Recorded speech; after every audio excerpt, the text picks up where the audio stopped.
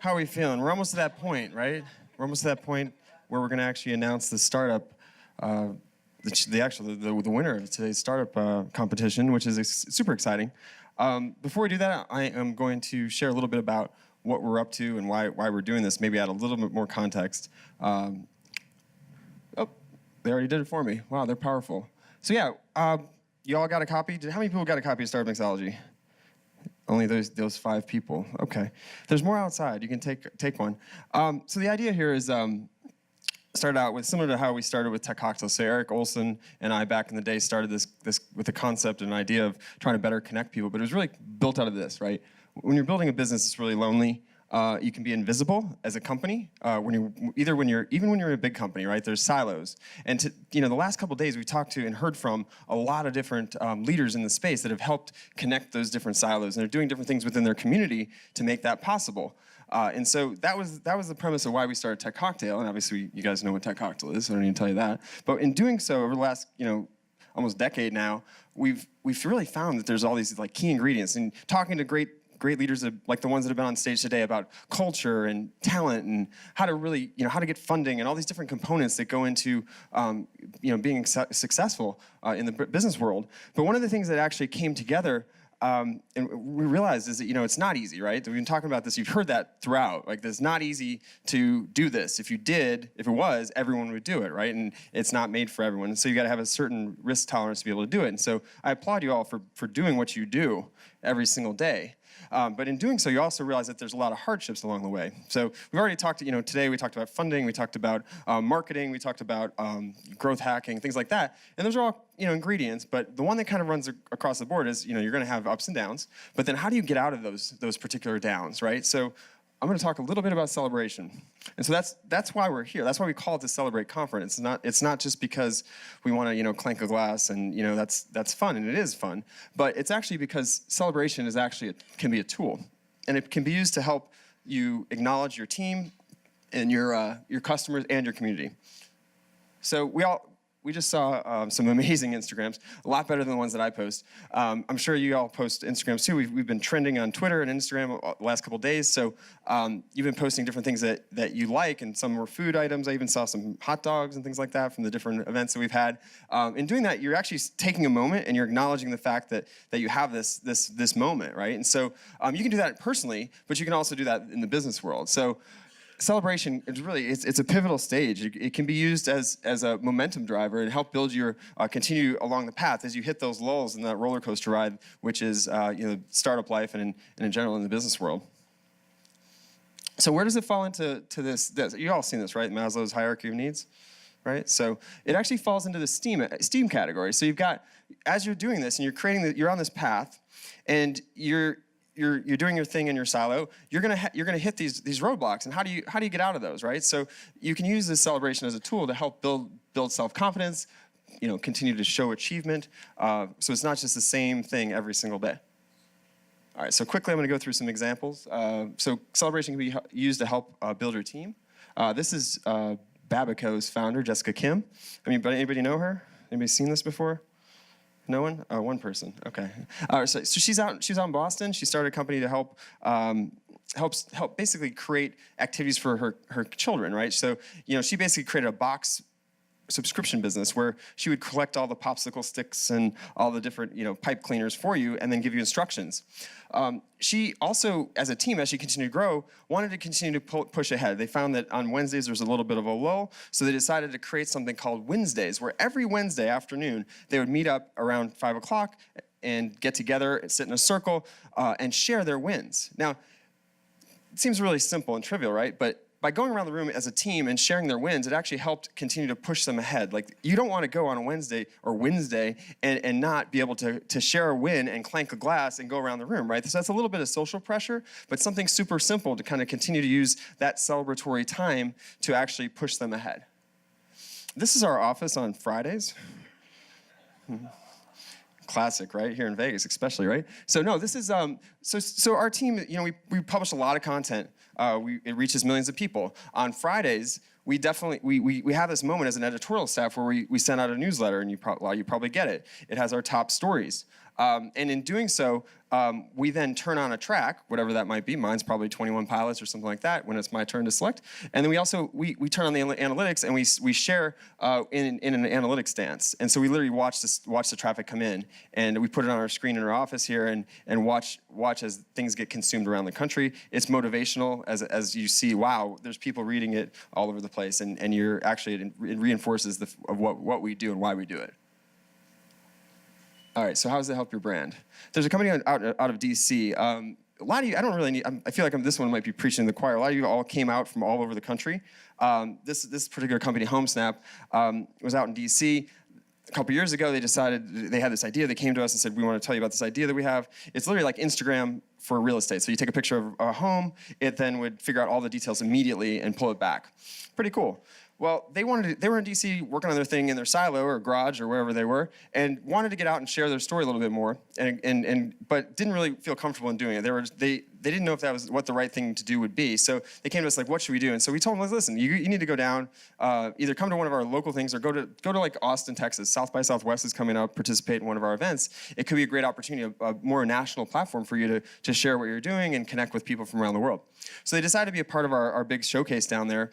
And even though they didn't have any, a lot of capital or anything, they made it work, right? And so in doing so, they immediately realized the benefit when they were at our showcase, and that one of our judges, similar to how we have judges here, they're coming from all over the place. They have different, different funds and things like that.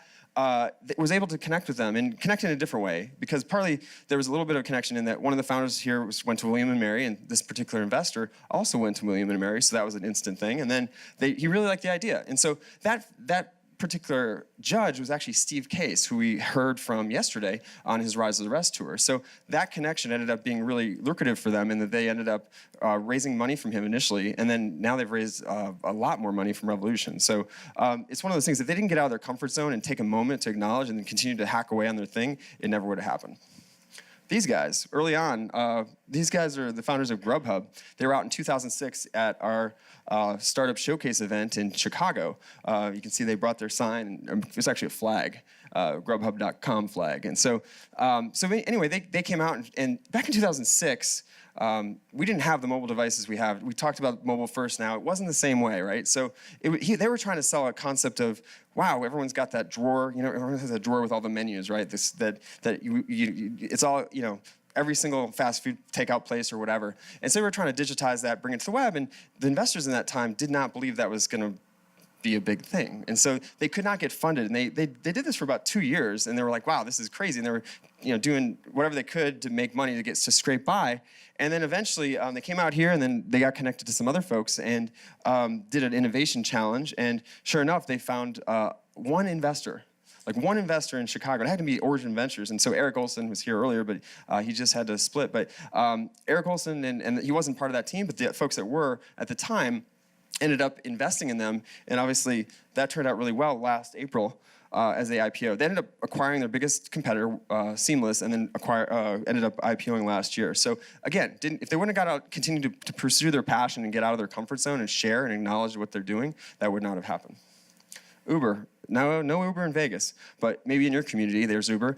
They've done some really fun things using celebratory moments to connect with the community. So how many people have seen like the Valentine's Day promotions where you can get Valentine's Day roses delivered, or on, I don't know if it's Ice Cream Sunday Day, they deliver sundaes, and in Texas during South by Southwest, they deliver burritos and things like that. So, obviously little fun things that connect with you and create a celebratory moment that kind of sticks. So those could be construed as really marketing tactics, right? But they're also engaging you and doing something that actually is celebratory with you, so that when they go into a market and they realize that, wow, the government doesn't like us to do this in this market because we have rules from 1872, the community around them rallies, right? And so they've been able to really use that as a way to continue to push ahead in these different markets and disrupt that industry.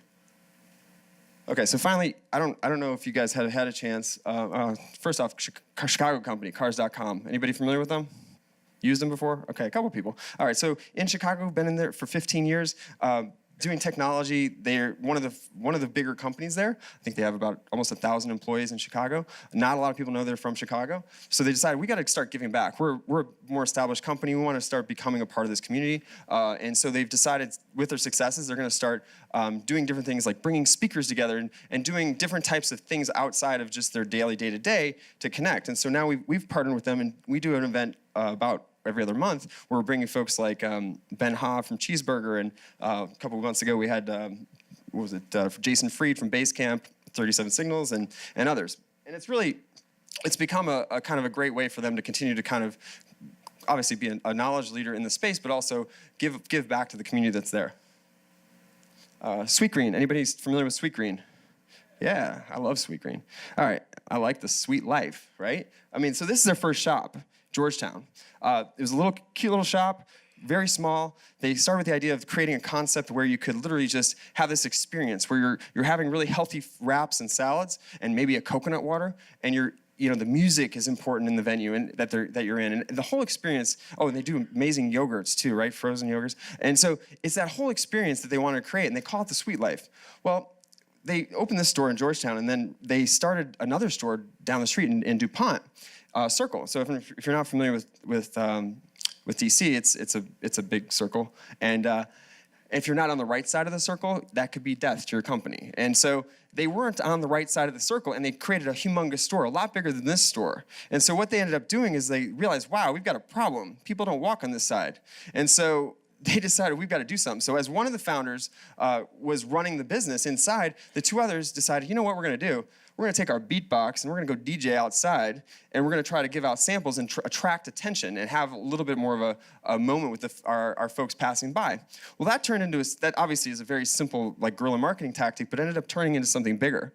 They were able to corral a lot of attendees, or a lot of folks that were on the street, to the point where they finally had to move it to a parking lot.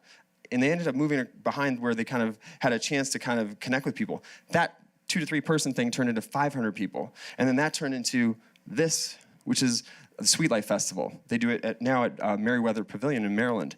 And it's their first year that they did it there, after this 500 person thing turned into a 13,000 person thing in 2011. And it's been growing ever since. But it's all in with they lead with their passion and their purpose, which is kind of part of their culture, right? So in doing all these different things, a lot of this ties back to your culture. And you can do things within your culture that actually help propel your mission and everything you do, and also make doing what you do a lot better of journey, a lot more fun. And with Tech Cocktail, that's what we're really all about. One more, obviously, I don't know how many people have been to the new Zappos headquarters, seen it. You've been downtown. A couple people, right? It's really close to here, right down the street. So they moved into this headquarters last year, as Tony mentioned in his talk yesterday. And it's, obviously a downtown project. You've seen this, right? And there's a lot of things happening here. Well, a lot of that has come out of Tony investing in this area, but there's also a lot of people that have been with Zappos who are now spinning out of Zappos and doing interesting things in the community. So that's another way that they're creating their culture is literally oozing out of Zappos and creating other things. We were able to move down here. I'm not going to talk about that. We moved down here 2 years ago, and we've been here since, really trying to better connect the community here and do things like this. How many people have been to the container park since you've been here? That's fun, right? Why wouldn't you have a mantis with antennas that shoot fires? That just makes total sense. And so that's a lot of fun. But again, it's these elements of their culture that have oozed out and created these interesting experiences. We're doing things down here like this. We do something called Tech Cocktail Week, second week of every month, where we're bringing entrepreneurs and thought leaders from around the country in. It's like a mini conference, and we've been doing that now for 20 different months. So that's pretty crazy, and we've had great speakers throughout that. You can check it out at tcweek.tech.co, and obviously you're at Celebrate. All right, so to wrap this up, basically we're really all about helping you enjoy the startup journey, because we know it's hard and it can take a while, and it's not something that's going to be an instant success, and there's going to be ups and downs. And so you've got to create those moments and figure out what those are for your team, and try to create those little moments that will help propel you to the next level. And not just the next level, it can be small wins too, because you've got to get up every day and continue to move ahead. So with that, hopefully you get a copy of the book. There's a lot of the other ingredients in the book, like getting funding and coming up with the idea. And a lot of these things you've probably already done, but maybe you haven't. Maybe there'll be some refreshers, so some great stories from Zappos and WordPress. And a lot of these folks we've met early on as they were just coming up with their ideas. So definitely check it out if you haven't already. And there is a form in there I'd love you to fill out. It's from Application Developer Alliance. They actually have been able to underwrite the book, so you can get a free copy of it today. So really appreciate them doing that. They're fighting trolls. We need your help fighting trolls. So fill out that form, check out a copy, and it's also, I'm actually in the process of recording the audiobook. So if you don't read good like me, you might want to hear the Audible version soon. And I didn't learn that I wasn't good at reading until I had to read the book for the Audible version. So anyway, if you want to connect with me, a lot of people have asked me how to connect. Here's my email address. I'm on Twitter and every kind of social network you can think of. And I really appreciate you all coming out. And we're really excited to have you here and being able to share this experience with you. And I don't want to hold up the final announcements. We're ready. How many people are ready? Yeah. I'm ready. All right. So I'm going to welcome Jen Consalvo out here. I've got to jump off stage 1 second and freshen up because I feel like I've been talking a lot. All right. Thanks so much. All right. So it's time for the chalice. Set it right there. Before we dive into it, we just have a few thank yous. Again, even though this is an intimate event, it's not possible without a lot of support. A lot of support from different companies like Chorus, AT&T, American Airlines, Zappos, American Airlines, Amazon Web Services, Application Developers Alliance, Revolution, PayPal, Blueprint, Walls 360, Downtown Project, of course, Gigit, Aptentive, OneVest, Ono Mono Media, General Assembly, Work in Progress, and of course all the individuals, all the speakers that you've seen over the past few days, the mentors, the judges, all of the volunteers. We had a lot of locals come, and actually I think a couple of people flew in and volunteered to help us. So thank you to all of you. Thank you to everyone on the Tech Cocktail team. It's been a lot of work by everyone for a lot of months, so we're very appreciative. Before we again announce the winners, right after this, we're all gonna go upstairs. You're gonna go up to the second level, and then you're gonna take either the elevator up to the roof or the stairwell up to the roof. But you gotta go to the second level to get up to the roof. And then we'll have cocktails and good times will ensue. All right, so first of all, do we have our last year's winner, Maxwell Health? Come on, Taylor. So last year, the 2013 winner of Tech Cocktail Celebrate Conference was Maxwell Health. So have things been going pretty well? Very well, actually, yeah, very well. So how much have you guys raised since? So we raised $8 million at the end of 2013, so doing very well. Clearly it means a lot to win. So yeah, live up to it. We'll see who comes out. I'm gonna give you this to hand to the winner. All right, stand back here.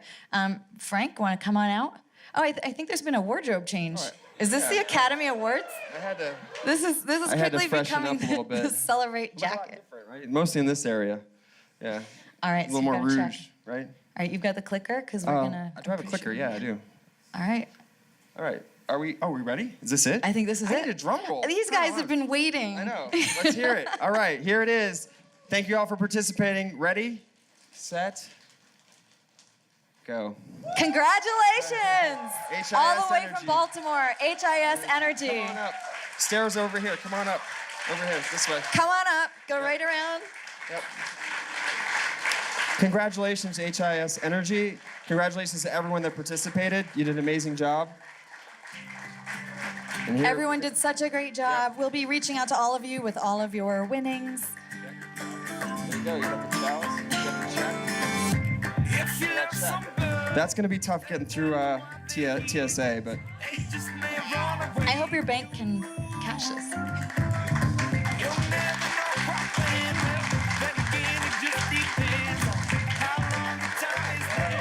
Thank you all very much for coming out. Thank you, everybody, for your support and your encouragement, and we're glad to live up to your expectations if we did. Thank you so much. Take your check. All right. Yep. Congratulations. Congratulations. Oh yeah, I'll sign it. Yeah, definitely. So everyone, we have cocktails upstairs. We have a little surprise up there. Lots of surprises. Yes. And also, we have a DJ Fenning. right, we're going to be doing this again, so be watching out for Celebrate 2015. We're planning already how we can make it better and bigger and more fun. So Yeah. thank you all for coming out. Let's go have some fun. Head up to the second level and then up to the roof.